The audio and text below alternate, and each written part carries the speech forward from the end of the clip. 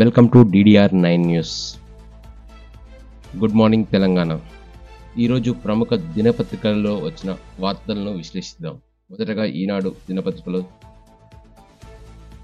బత్తాసు అధికారులపై కొరడా, అడ్డగోలు అనుమతుల జారీపై ఆధారాల సేకరణ, 6గురిపై క్రిమినల్ కేసులు నమోదు చేసిన హైడ్రా ఫిర్యాదు, మరొకరిపై క్రమశిక్షణ చర్యలకు సిఫారసు, మరికొంతమంది అవినీతి బయటపడే అవకాశం.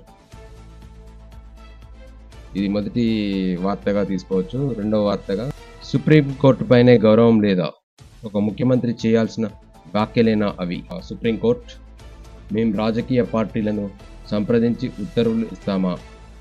కవిత బెయిల్పై సీఎం రేవంత్ రెడ్డి వ్యాఖ్యలను సుప్రీంకోర్టు తీవ్ర ఆగ్రహం. ముఖ్యమంత్రి మాటలకు తప్పుగా అన్వయించారన్న ప్రభుత్వ న్యాయవాది.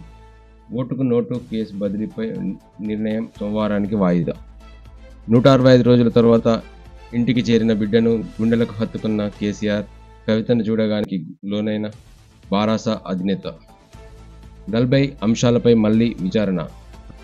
ఫోర్త్ సిటీ పేరిట భారీ కుట్ర, ప్రభుత్వ భూములు కొల్లగొట్టేందుకే ఒప్పందాలు అంటున్న మాజీ మంత్రి హరీష్ రావు. రెండవది వార్తా దినపత్రికలో వచ్చినటువంటి ప్రధాన అంశాలను ఒకసారి చూద్దాం. నిందితులకు బెయిల్ అడిగి ఇస్తామా? సీఎం రేవంత్ ఏమిటా వ్యాఖ్యలు అంటూ సుప్రీంకోర్టు ఆగ్రహం. బీజేపీతో బీఆర్ఎస్ ఒప్పందం వల్లే కవితకు బెయిల్ వచ్చిందనే సీఎం వ్యాఖ్యలపై జస్టిస్ గవాయి అభ్యంతరం. సర్వోన్నత న్యాయస్థానంపై సీఎంకు గౌరవం ఇదేనా అని మందలింపు. ప్రతిష్ట పెరిగేలా గణేష్ ఉత్సవాలు, అనుమతులు తీసుకున్న మండపాలకే ఉచిత విద్యుత్. ఇక రెవెన్యూస్ నోటీసులే షోకాజుగా పరిగణన. హైడ్రా కూల్చివేతలపై హైకోర్టు తీర్పు. అక్రమ దుర్గాలకు నోటీసులు. సీక్రెట్ లేక్ను ఆక్రమించిన నిర్మాణాలపై అధికారుల నజర్.